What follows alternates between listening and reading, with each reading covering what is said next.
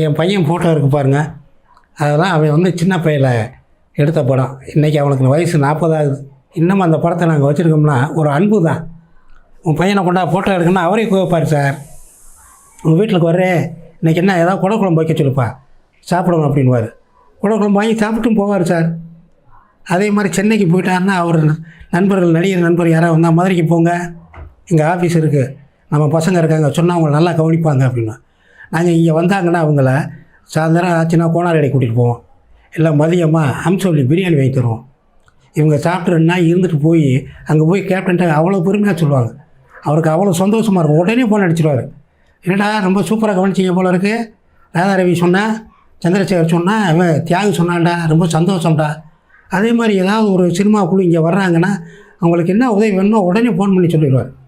அவங்களுக்கு என்ன உதவி செய்யணுமோ செஞ்சு கொடுங்க அப்படின்னு. அந்த மாதிரி பராபாரி சார்.